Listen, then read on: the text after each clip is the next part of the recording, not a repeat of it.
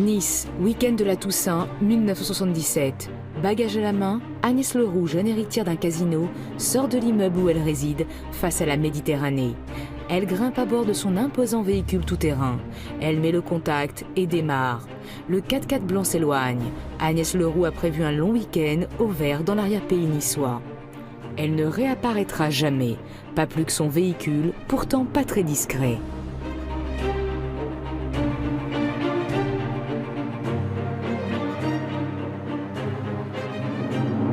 S'est-elle suicidée? A-t-elle fugué?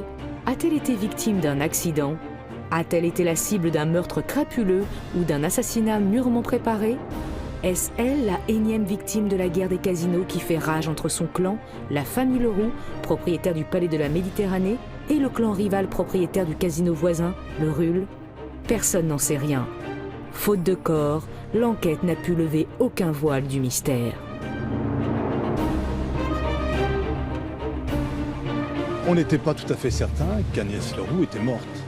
Et ça, c'était quand même quelque chose d'important. Si on était parti d'un corps, d'un cadavre, l'enquête aurait été une enquête classique de police. C'est-à-dire qu'on aurait trouvé des indices, on aurait fait parler le corps, il y aurait eu l'autopsie. Là, on partait sur du vent. C'était vraiment quelque chose d'abstrait. Donc c'était vraiment une enquête très, très difficile. C'est pourtant la thèse de l'assassinat que retient la justice. Agnès Leroux, c'est sûr, est décédée. Elle a été tuée par un membre de sa famille qui aurait eu de bonnes raisons de lui en vouloir? Certainement pas. Par la pègre niçoise ou la mafia italienne? Peut-être. Par son amant de l'époque, l'avocat niçois Maurice Agnelet? Depuis le départ, la famille Leroux, comme les enquêteurs, se sont forgés cette certitude. Après la disparition d'Agnès, la logique était de s'intéresser à ses proches. Or, la personne qui était le plus proche d'Agnès à l'époque, c'était Maurice Agnelet. Maurice Agnelet, c'est quelqu'un qu'on connaissait. C'est quelqu'un que j'ai tutoyé. Nous nous connaissions, je dirais, presque intimement. Et c'est toujours un peu particulier, forcément, parce que de connaître quelqu'un et d'imaginer que ça puisse être un assassin. Donc ça, c'est assez particulier. Et pour que familialement, nous ayons eu cette conviction, il fallait que cette conviction soit forte.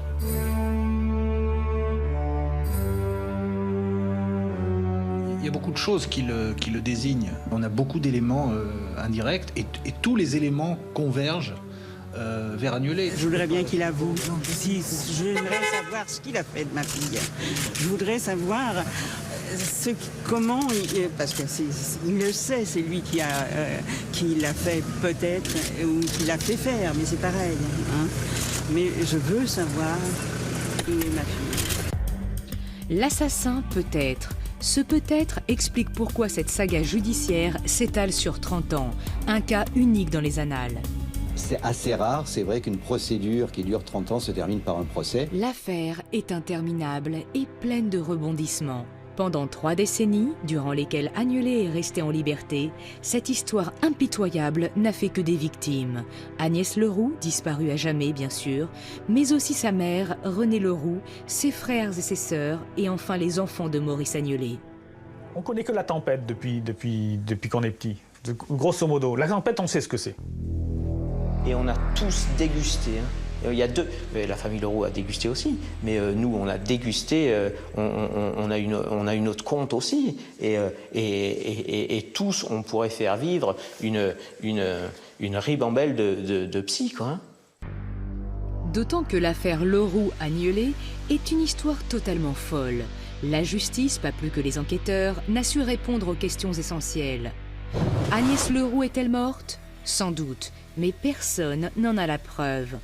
Quand aurait-elle été tuée? Fin octobre, début novembre 77, probablement. Impossible d'être plus précis. Comment? Mystère. Où? C'est une énigme. Malgré cette équation insoluble, nombreux sont ceux qui répondent avec assurance aux 2 dernières questions. Qui? Ce serait Maurice Agnelet qui aurait tué Agnès Leroux. Pourquoi? Pour s'emparer d'une petite fortune malhonnêtement acquise par Agnès et planquée dans une banque suisse. 3 millions de francs, une somme monumentale à l'époque. Michel Henry, auteur d'un livre enquête sur Agnelet, l'homme que l'on n'aimait pas, est plus sceptique. On a déjà 36 000 hypothèses, et même les gens qui sont persuadés qu'il est coupable sont incapables de vous dire de quoi il est coupable. Ils disent oui, il est coupable de sa disparition. Mais qu'est-ce qui prouve qu'il l'a assassiné? Rien. Effectivement, on peut se dire On peut penser qu'il est responsable de la disparition, mais comment s'est avérée cette disparition, on ne sait pas. Voici donc l'une des plus mystérieuses affaires criminelles des annales judiciaires. Une affaire qui se noue dans les années 70, à la grande époque de la guerre des casinos niçois. Un univers impitoyable où, sur fond de néons brillants, de liasses de billets, de bulles de champagne et de salles de jeux luxueuses, se croisent notables locaux, truands proches de la mafia italienne voisine, hommes politiques influents. Un cocktail explosif. À l'époque, dans les Alpes-Maritimes, ça dessoude sec. Au moins une mort violente par mois.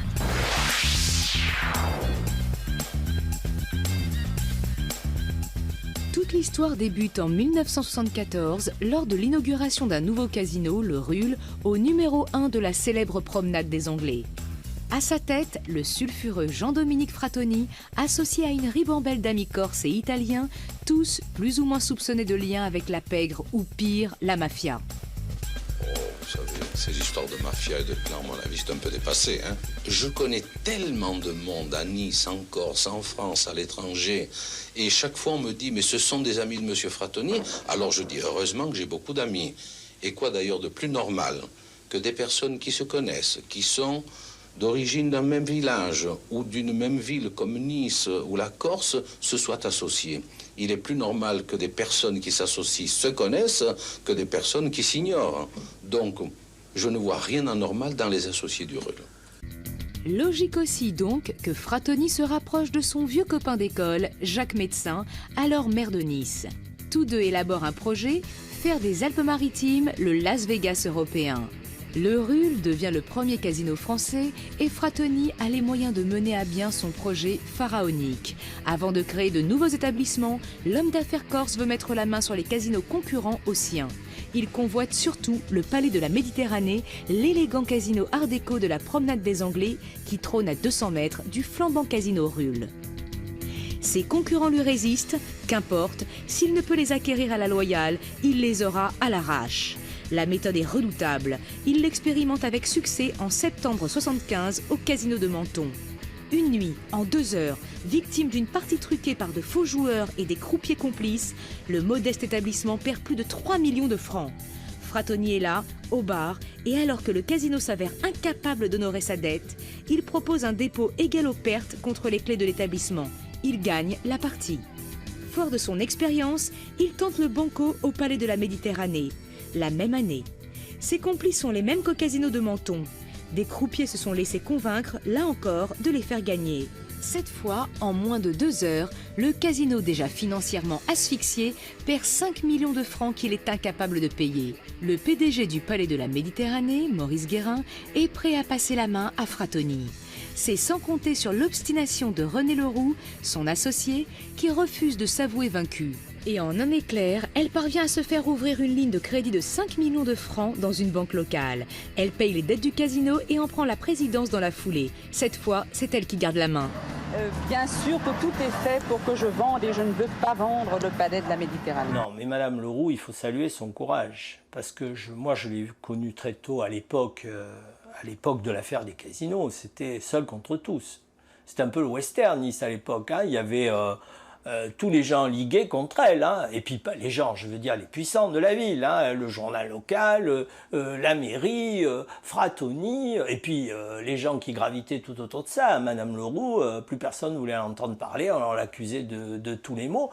Elle a résisté contre vents et marées et depuis cette époque, elle n'a cessé de mener le combat pour avoir la justice. René Leroux est une maîtresse femme. Ancien mannequin, elle a épousé le PDG de la Société des Bains de Mer de Monaco. C'est lui qui gère alors les richissimes casinos du Rocher pour le compte du prince. Pour mettre sa famille à l'abri du besoin, il investit sa fortune dans le casino du Palais de la Méditerranée en prenant 50% des parts. Ses associés, messieurs Elie et Guérin, détiennent l'autre moitié du capital. Au décès de son mari, René et ses 4 enfants, Catherine, Patricia, Agnès et Jean-Charles, héritent donc du casino en indivision. Tout leur patrimoine est rassemblé au sein de la société RLR René Leroux, dirigée sans partage. C'est elle qui est devenue le boss, donc je pense qu'elle décide toute seule, ses enfants n'ont pas voix au chapitre, et elle mène sa barque et elle veut à tout prix garder le casino dans le giron familial. Pourtant, l'activité n'est pas de tout repos. Un soir ici, en postant une lettre, j'ai été matraquée. On ne m'a rien volé, pourtant c'était facile dans ma voiture. Et le lendemain, on a mis le feu au Palais de la Méditerranée, tout près de la salle de jeu. Il y a eu aussi cette balle qu'on m'a déposée dans mon bureau peu de temps après. Devenu PDG, dès 1975, René Leroux s'adjoint un conseil. Maurice Agnelet, un jeune avocat niçois qui lui a été recommandé. Militant du Parti socialiste, délégué local de la Ligue des droits de l'homme, membre influent de la franc-maçonnerie à 37 ans, c'est déjà un homme qui compte. Mais l'entente entre René Leroux et Maurice Agnelet fait long feu. Prêt à raccrocher sa robe d'avocat, le conseil se fait très vite gourmand. Monsieur Agnelet avait voulu, espérait avoir un rôle au Palais de la Méditerranée de directeur général. Je lui avais dit que c'était impossible.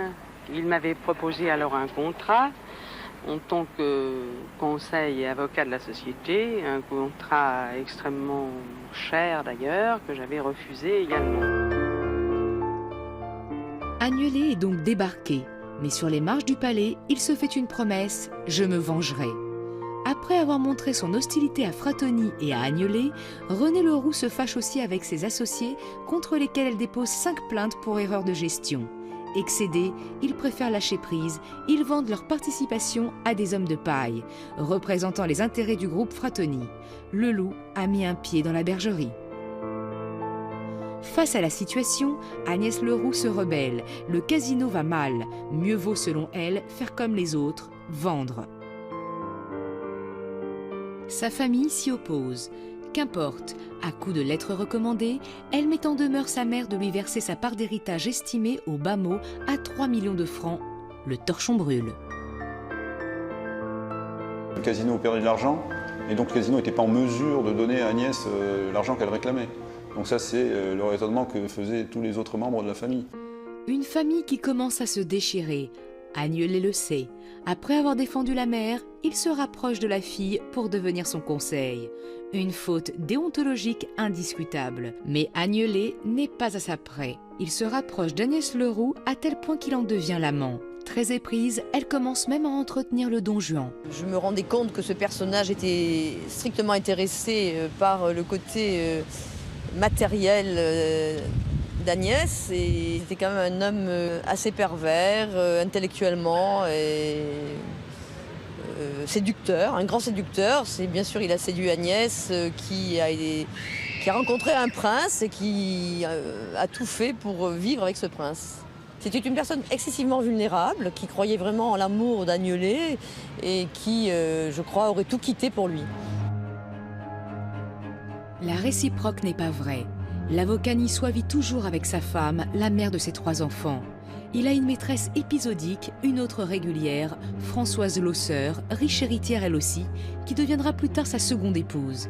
Agnès devient donc la 4e dame dans son jeu. Amant et avocat d'Agnès Leroux, Maurice Agnelet devient aussi le conseil du casino Ruhl.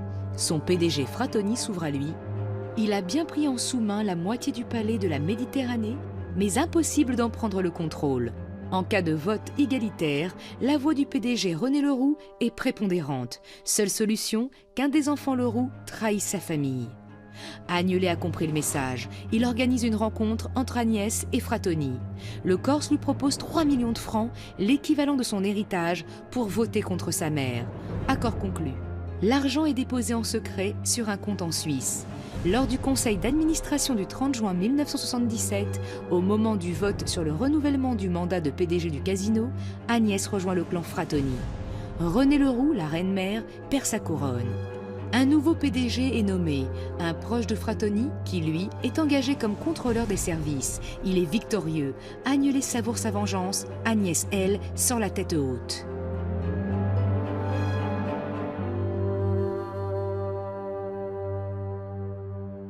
Il faut imaginer cette fille comme extrêmement forte psychologiquement pour faire ce qu'elle a fait. Moi, je suis admiratif d'Agnès Leroux.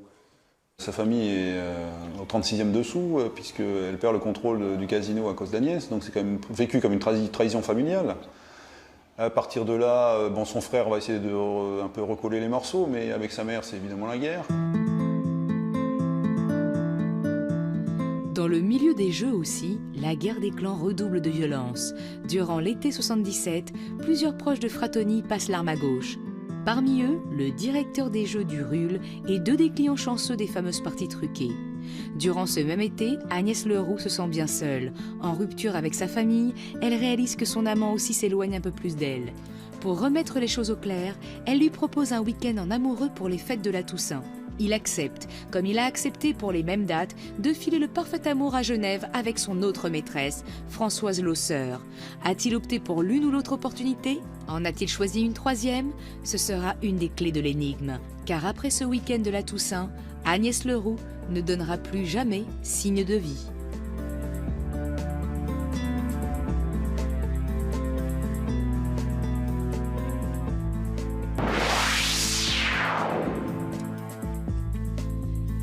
La disparition d'Agnès n'est signalée à la police niçoise que le 13 février 1978, 4 mois après le fameux week-end de la Toussaint. Très tard, trop tard. Donc ces longs mois où on fait rien, c'est-à-dire ni sa famille, ni Maurice Agnolet ne déposent plainte. Le problème des disparitions, c'est que si on fait rien au début, on se retrouve avec une enquête forcément qui est très difficile à mener ensuite. Autant dire que les Leroux ont dû s'expliquer sur ce retard. Ils reportent la faute dès les premiers jours sur Maurice Agnolet. Pendant des mois, puisque ça a duré des mois, il n'a eu de cesse que de me rassurer, alors qu'il n'aurait pas dû. Il aurait dû être très inquiet, forcément. Il rassure Jean-Charles Leroux en lui disant qu'elle est partie se mettre au vert. Mais c'est une manière de rassurer. Ça n'est pas là l'indice d'une culpabilité, d'une participation de sa part à un crime qu'il voudrait comme cela dissimuler. Personne ne parle encore de crime. On pense dans un premier temps à une simple fugue d'une personne majeure et libre. Le premier réflexe des enquêteurs est de perquisitionner au domicile d'Agnès.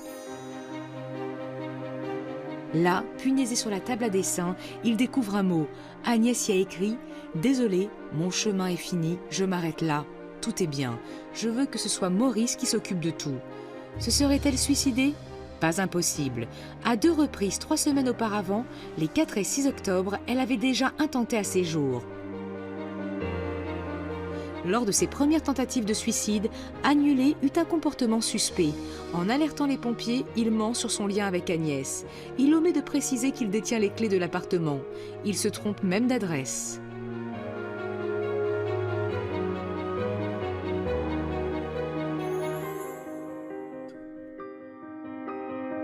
Est-ce que les policiers et les pompiers se sont plaints de ne pas avoir eu les clés? Pas du tout. Il est beaucoup plus rapide que les policiers et les pompiers y aillent tout de suite, passent par la véranda, il rentre dans l'appartement, c'est d'ailleurs ce qui s'est passé. On lui a reproché d'avoir commis un lapsus. Agnès habitait boulevard Carnot et il va dire boulevard Saint-Roch. Mais pas 30 secondes après ce coup de fil, le policier du Standard le rappelle sur le numéro qu'il a laissé, maître Agnolet. Boulevard Saint-Roch, que voulez-vous dire? Je me suis trompé, c'est boulevard Carnot. Enfin... Admettons qu'il ait confondu boulevard Carnot et boulevard Saint-Roch. Mais cette fois, Agnès a disparu. Sa voiture aussi.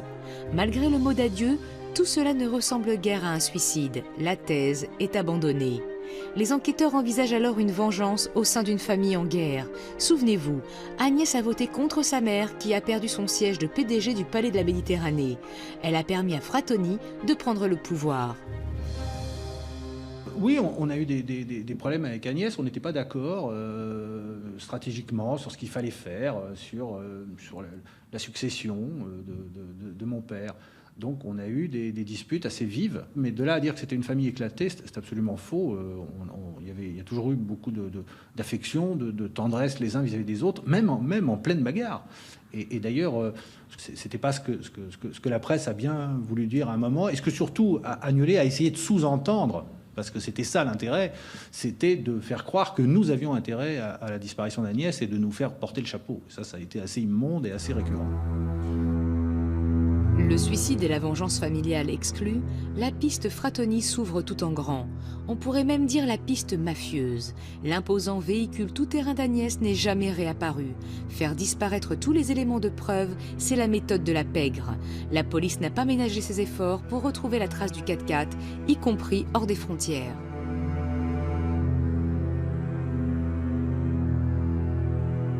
C'est-à-dire qu'il y a eu tous les moyens possibles, des diffusions au niveau européen.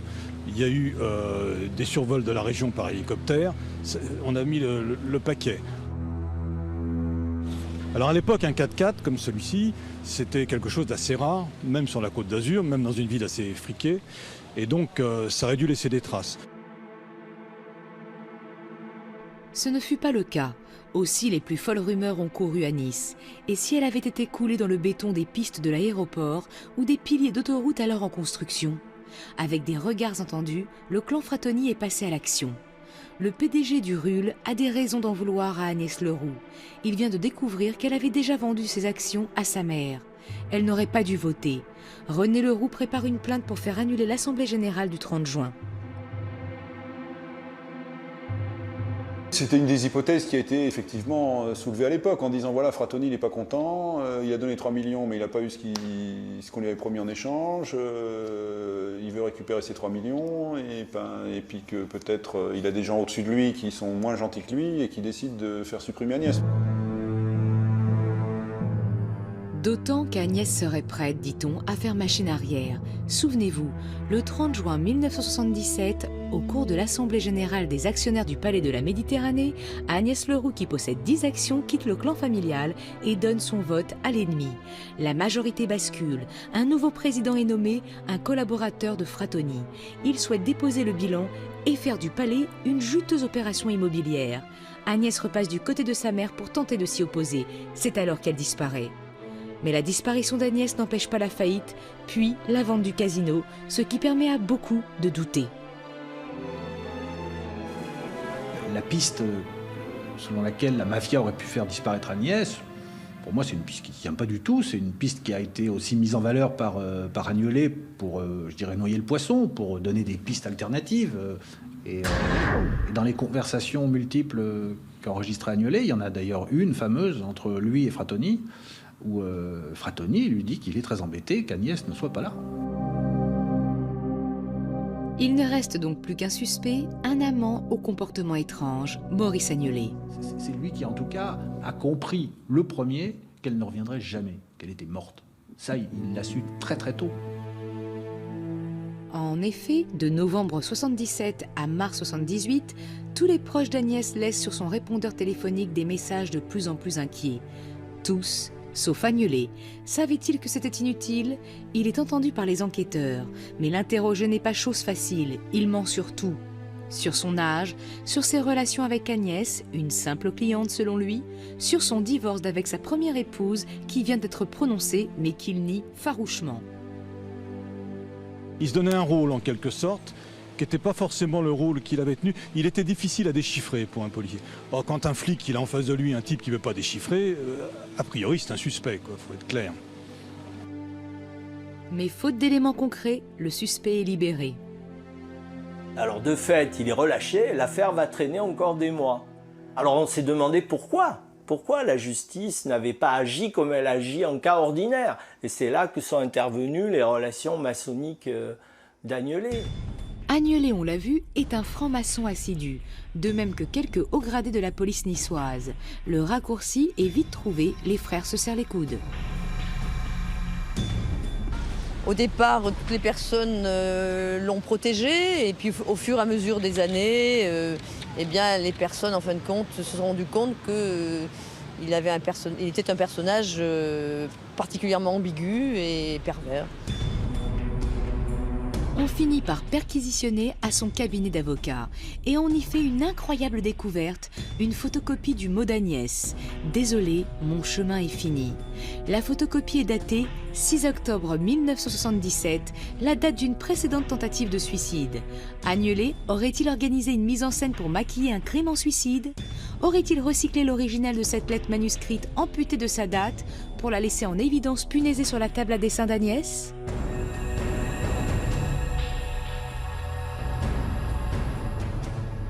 sur cette table à dessin, qui était basculante, il n'y avait pas que ce mot signé d'Agnès Leroux.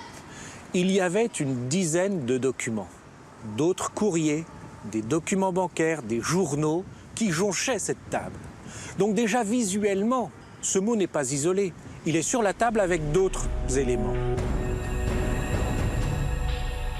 Et Agnolé l'affirme, c'est Agnès qui a tenu à photocopier le document pour en conserver une trace chez son avocat. Pour Maurice, c'était mieux ainsi. C'est un document qui a une charge émotionnelle importante pour elle comme pour lui. Elle va garder ce mot. La date en sera enlevée. Comment peut-on expliquer ce qui n'a pas d'explication rationnelle ? N'est-ce pas ? Je sais bien que c'est un élément de soupçon, mais soyez convaincus que ce n'est pas une preuve d'assassinat. Une preuve, policiers et magistrats sont convaincus d'en découvrir une quelques semaines après. Maurice Agnolé a quitté son cabinet. Il va bientôt être radié du barreau pour le délit de complicité d'achat de vote et a choisi de partir au Canada. Il laisse derrière lui une collection de livres de la Pléiade qui se révèle être un véritable agenda. Chaque fois qu'il lui arrivait quelque chose d'exceptionnel, effectivement, il achetait un livre de la Pléiade et il portait des annotations sur ce livre. Souvent un ou deux mots qui résumaient en fin de compte une rencontre, une date précise, un événement précis. En y regardant de plus près, on croit déceler dans cette collection 4 ouvrages qui pourraient donner une chronologie précise du drame dont fut victime Agnès Leroux. Tout commence le 17 mai 1977. Dans un volume consacré à Montaigne, Agnolé note « Genève Amitié ». Ce jour-là, il est en Suisse. L'accord entre Agnès et Frattoni vient d'être scellé. Un premier versement est déposé sur un compte secret. Au 30 juin 1977, jour du conseil d'administration, sur un livre de Gide, il consigne « Sécurité PMPV, PM, Palais de la Méditerranée, PV, Palais Vénitien ». En réalité, le véritable nom du bâtiment. Sécurité, Agnès a voté comme on lui a demandé. Le 7 octobre 1977, c'est un livre de Rimbaud qui reçoit une annotation. Classement dossier, le bateau ivre. Nous sommes au lendemain de la tentative de suicide d'Agnès. L'affaire pourrait chavirer. Finalement, le 2 novembre 1977, un volume d'Hemingway reçoit les mots de la fin. Reclassement dossier, liberté. Agnès a définitivement disparu. Pour moi, c'est assez clair. Ces annotations, en effet, reprennent la chronologie de l'histoire à des dates extrêmement importantes. Et c'est vrai qu'on peut considérer que c'est un peu la signature de son forfait. En découvrant ces ouvrages, les policiers prennent l'avantage, mais curieusement, ils ne transforment pas l'essai. L'enquête a certainement été en partie loupée par le juge d'instruction, essentiellement, lorsqu'on a découvert les inscriptions dans les livres de la Pléiade. C'est-à-dire qu'il y avait des... C'était pas une preuve formelle, mais c'était tellement troublant, ces indications qui rappelaient des faits concrets sur les relations entre Maurice Agnolé et Agnès Leroux, que ça valait le coup de l'interroger sérieusement. Or, on l'a laissé se reprendre, on n'a pas profité de l'effet de surprise. Il était déstabilisé à un moment, et là, l'enquête a été certainement loupée. Ils ont l'opportunité, très vite, de se rattraper en fouillant en Suisse. On le sait, Agnès Leroux a ouvert plusieurs comptes à son nom à l'UBS de Genève pour déposer les 3 millions de francs versés par Frattoni. Maurice Agnolé bénéficie d'une procuration sur ses comptes. Dès le début novembre 1977, il clôture tous les comptes de sa maîtresse, en ouvre d'autres à son nom dans une ville voisine et y dépose l'intégralité de la fortune d'Agnès. Comble du cynisme, il donne procuration à sa seconde amante, Françoise Losseur, sa future femme. On tient enfin un vrai mobile. Agnolé s'accapare la fortune d'Agnès. Il sait début novembre qu'elle ne la lui réclamera jamais. Ces mouvements d'argent, ce mot sur un livre de la Pléiade, Liberté, donnent une certitude au juge d'instruction. Agnès a disparu avant le 2 novembre 1977, durant donc bien le week-end de la Toussaint.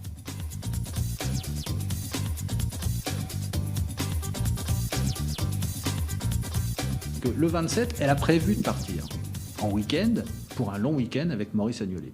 Bon, il dit qu'il la voit le 26, elle va chercher tous les papiers de sa voiture pour faire un long voyage, Et à partir du 27, plus personne n'a de nouvelles. C'est donc durant ces 6 jours, du 27 octobre au 1er novembre 1977, qu'il est arrivé un malheur à Agnès Leroux. Ne reste plus qu'à vérifier scrupuleusement l'emploi du temps du dernier et unique suspect, Maurice Agnelet. Les 29 et 30 octobre, il est à Paris pour l'Assemblée générale de la Ligue des droits de l'homme. Il y est allé en train et rentré en avion. Françoise Losseur est venue le chercher à l'aéroport. Elle le confirme et Agnelet produit la facture de sa nuit d'hôtel à Paris. Du 30 octobre au 2 novembre, il est chez lui, dans l'arrière-pays niçois, avec sa femme et ses enfants. Tous en conviennent. Ne reste plus qu'une date, la journée du 27 octobre. Agnelet sort un témoin qui dit « Mais il n'a pas pu tuer Agnès ce week-end à tout ça, il était avec moi à Genève. » Le fameux témoin, c'est son autre maîtresse, Françoise Losseur. Elle explique qu'ils ont quitté Nice en voiture. Ils sont arrivés en fin de journée à Genève et ils ont dormi à l'hôtel de la Paix, face au lac. Le lendemain, le 28 octobre, le temps était tellement mauvais qu'ils ont renoncé à leur escapade helvétique. Françoise Losseur rentre à Nice. Elle fait un crochet par Lyon où elle dépose Maurice à la gare qui prend le train de nuit pour Paris. Il décrit la même histoire quand on l'interroge 1 an plus tard.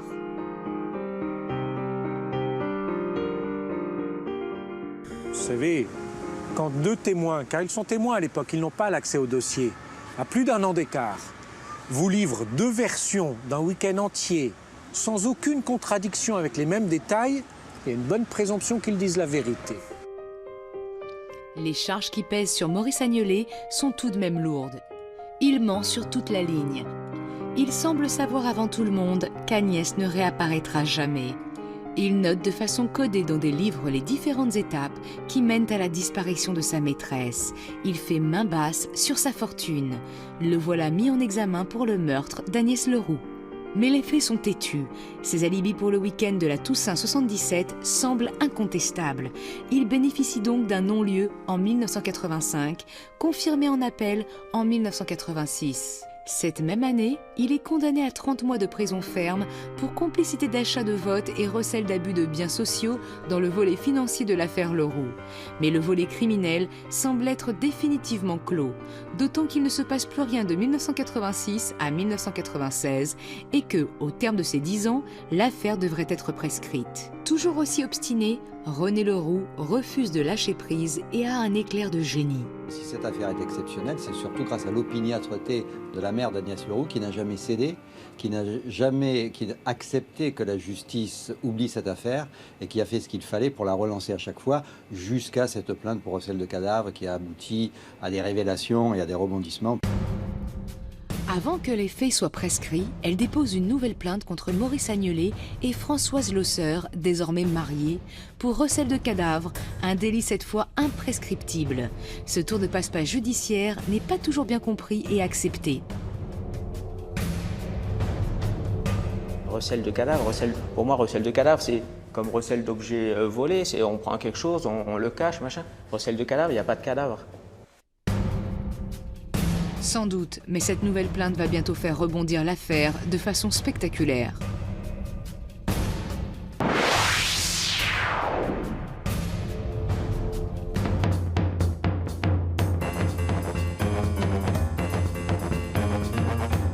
La plainte de René Leroux pour recel de cadavres contre Maurice Agnelet et Françoise Losseur prend du temps à porter ses fruits. Après avoir vécu ensemble au Canada, les amants terribles se sont séparés. Ils sont désormais à couteau tiré et leur divorce s'enlise dans d'innombrables procédures. Agnelet vit désormais au Panama, Françoise Losseur aux Antilles, et elle se fait tirer l'oreille pour répondre aux convocations du juge d'instruction. Ce n'est qu'en 1999, lorsqu'elle apprend qu'elle pourrait être mise en examen, qu'elle consent à rentrer en France. Face au juge, personne ne s'y attendait, elle fait volte-face. J'ai menti, Agnelet a fait pression sur moi pour que je dise qu'il était avec lui. En plus, c'est un sale type. Maintenant, il m'a fait toutes sortes de choses depuis qu'on est mariés, etc. Et elle revient sur ses déclarations. 20 ans plus tard, une illumination conduit Madame Françoise Losseur à dénoncer Maurice Agnelet devant le juge d'instruction et lui dire « Non, Maurice n'était pas avec moi à Genève ». Agnelet n'a plus d'alibi. Pas si sûr, pensent ses fils. Ils se posent une légitime question. La déposition de leur belle-mère a-t-elle été obtenue à la régulière? C'est au cours de l'interrogatoire pour recel de cadavre qu'on va lui demander « Est-ce que vous étiez seul à Genève ?» Elle sait très bien que c'est une pression qu'on fait sur elle. Elle sait que si elle ne répond pas, l'inculpation est là directe. Et l'inculpation, ça veut dire la préventive, ça veut dire la prison. Elle sait ce que le juge veut entendre. Elle est en procès de divorce avec Maurice depuis 14 ans. Donc, elle fait ce revirement pour ces deux raisons. Pour ne pas aller en prison et pour divorcer plus facilement de Maurice. Ce n'est pas un revirement naturel, c'est un revirement sous pression.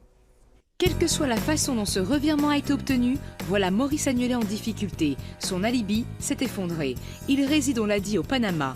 Sans hésiter, il rentre en France pour répondre de ses actes. Jamais dérobé. C'est-à-dire qu'en 83, quand la justice le recherche, il est au Canada, il revient. En 99, quand l'affaire redémarre, il est à Panama. Je pense que s'il a envie, il reste à Panama et on ne pourra jamais l'en déloger. Ben, il revient. Il a toujours fait les faces. Alors je ne sais pas comment il faut l'interpréter, mais c'est un des éléments du dossier. Pour moi, c'est un motif de fierté. Mon père ne s'est jamais défilé devant la justice. Il a toujours répondu présent. Avec célérité, hein. Il n'a pas fait traîner, jamais. Face au juge, Agnelet se défend pied à pied. Françoise Losseur affirme être allée seule à Genève. Elle produit le listing de l'hôtel. La chambre 102 est occupée par Françoise sous son nom d'épouse, Fuma. C'est elle. Aucun autre nom n'est enregistré. Était-elle effectivement seule? Pas si sûr. Moi, j'examine les documents qui sont au dossier et je vois le registre de l'hôtel de la Paix. Et je note que tous les clients de l'hôtel de la Paix, qui est un palace immense de Genève, sont seuls. Statistiquement, vous m'excuserez, mais c'est impossible qu'il n'y ait que des clients seuls à l'hôtel de la Paix une nuit. Ça veut tout simplement dire que le concierge de l'hôtel note un nom par chambre. Agnelet dépose une autre pièce au dossier, une attestation de l'hôtel de la Paix certifiant que monsieur et madame Françoise Fuma Losseur avaient dormi dans la chambre 102 la nuit du 27 au 28 octobre. Le document est daté de 1984. C'est Françoise Losseur elle-même qui l'a demandé pour prouver sa bonne foi. Maurice Agnelet, prudent, l'avait archivé. La juge d'instruction va tout de suite confier aux policiers mission pour vérifier l'authenticité de ces factures. Elles sont parfaitement authentiques. Face à l'évidence, Françoise Losseur change de version. Elle n'osait le dire. Elle a en fait passé le week-end avec une femme, une copine qui confirme, embarrassée. J'interroge cette copine. Vous avez 20 ans, vous êtes sans le sou. Avez-vous le souvenir de l'entrée de l'hôtel de la Paix? Il n'y a pas plus majestueux. Ah, maître, aucun souvenir. Avez-vous le souvenir d'un jet d'eau? Aucun souvenir. Avez-vous le souvenir de la ville dans laquelle vous étiez? Ah, aucun souvenir, je me souviens qu'il y avait un lac. Seule chose certaine, Françoise Losseur ment au moins une fois, en 78 ou en 99. Quand faut-il la croire?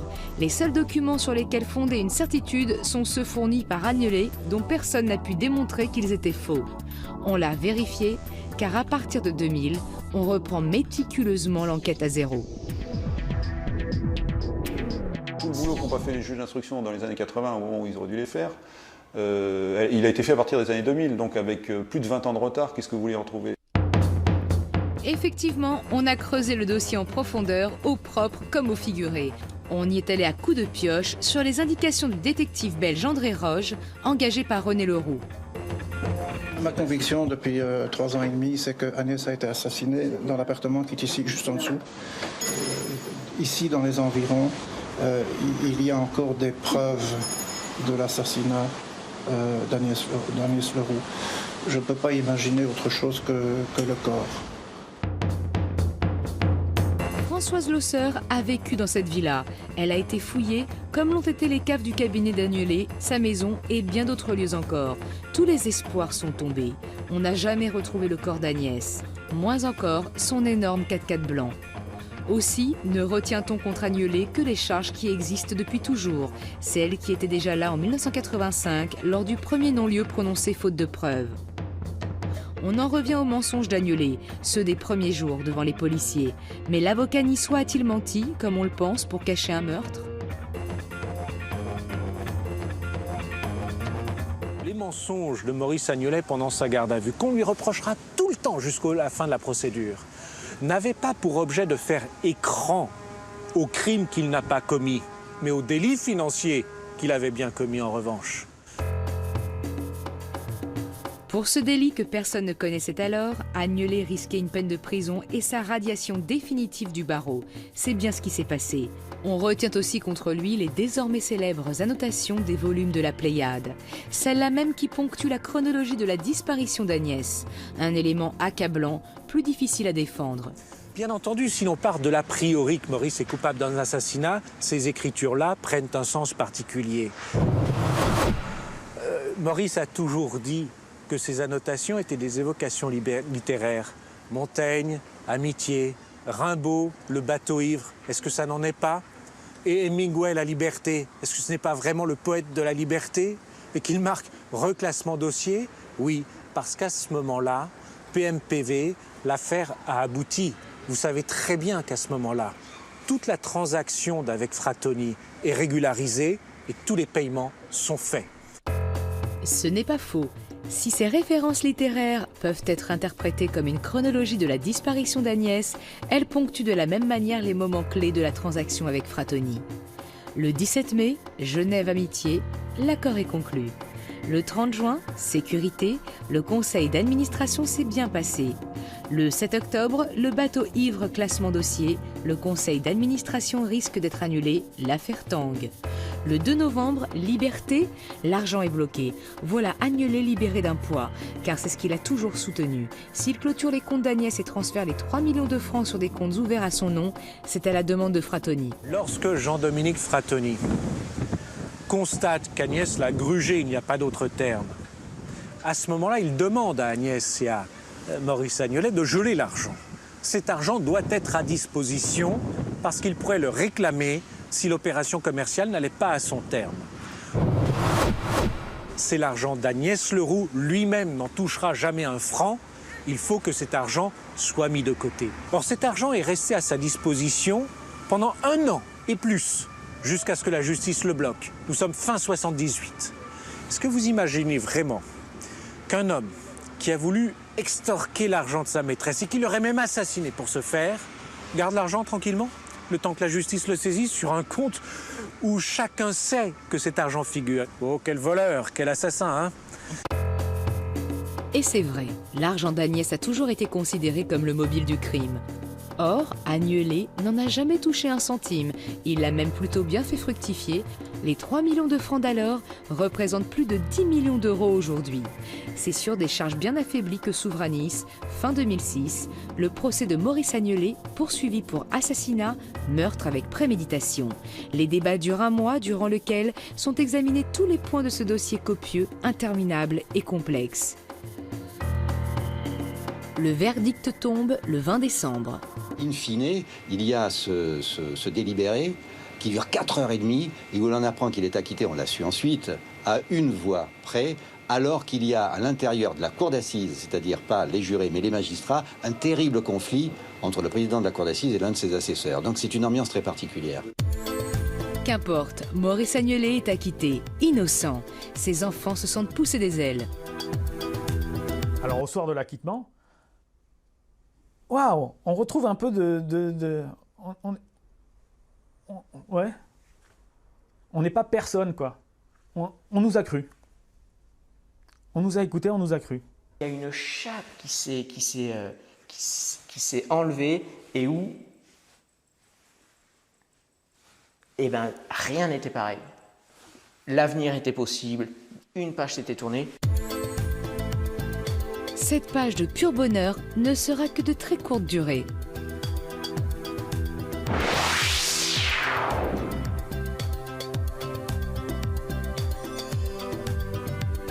Les fils de Maurice Agnelé n'auront été libres, légers, heureux qu'une semaine, une petite semaine, jusqu'à ce qu'ils apprennent que le parquet fait appel de la décision d'acquittement.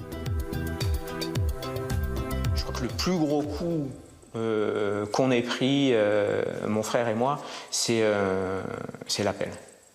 Ah oui, parce que là, on a enfin décollé, on s'est enfin senti, et on recommence. Je ne comprends pas que le parquet, la justice, Et il fait appel, je comprends. Je l'aurais tout à fait compris de la part des Leroux. On l'espérait, puisque la partie civile ne peut pas faire appel. Hein. C'est seul le parquet, donc on espérait que le parquet... La logique judiciaire voulait que le parquet fasse appel, ce qui a été le cas. Mais définitivement non au soulagement de la famille Leroux répond l'incompréhension et la détresse de la famille Agnelet. Pourquoi la justice fait appel d'une décision juste ?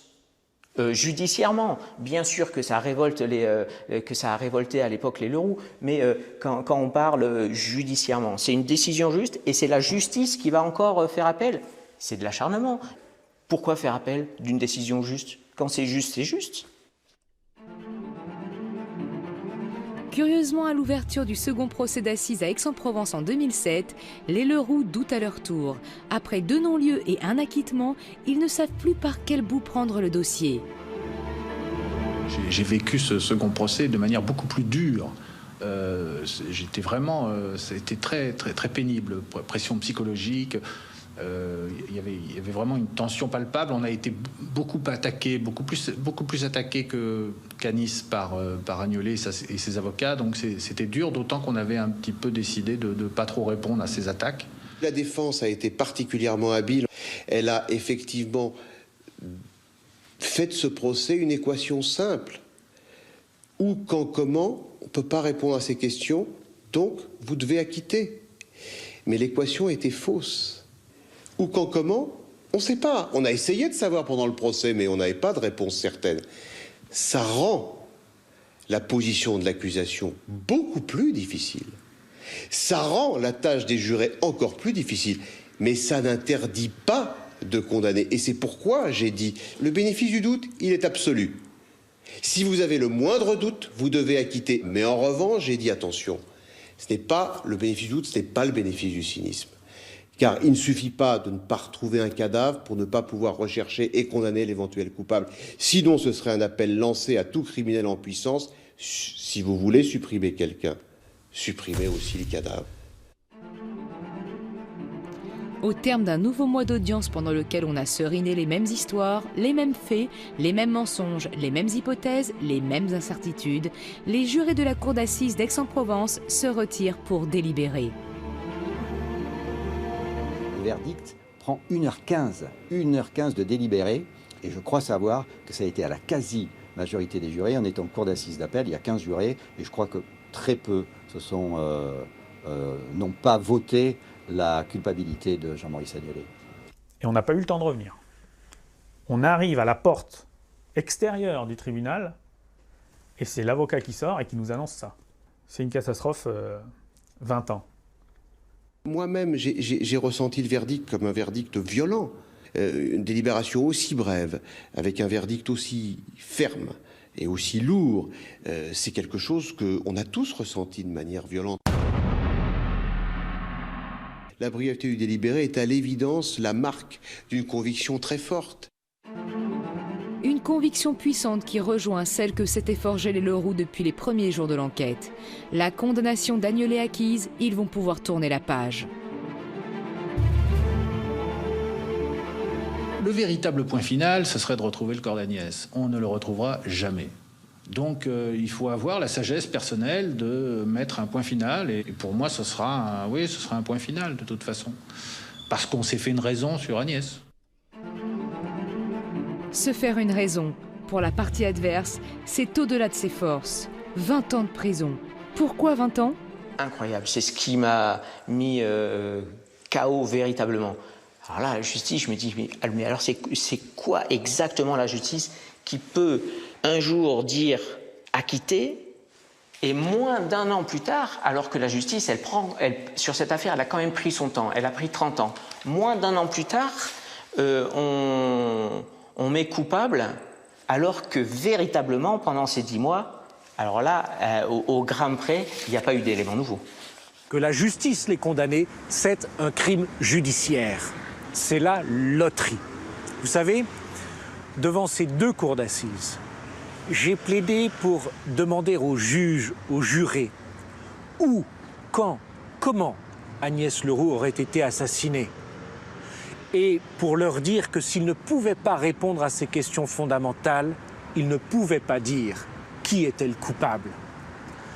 À Nice, la justice a été rendue, mais pas à Aix-en-Provence. Obstiné, têtu comme l'a été René Leroux, c'est maintenant Maurice Agnelet et ses enfants qui refusent de lâcher prise. Très en colère, ils se disent prêts à continuer le combat. Cette colère face à l'injustice, il n'y a rien de plus puissant. Donc c'est sûr et certain que j'irai aussi jusqu'au bout. Cassation, Cour européenne des droits de l'homme, requête en révision. Le condamné par la voix de ses fils se dit prêt à épuiser tous les recours pour faire entendre sa vérité. Si l'affaire Agnès Leroux semble être définitivement refermée, l'affaire Maurice Agnelet ne fait sans doute que commencer.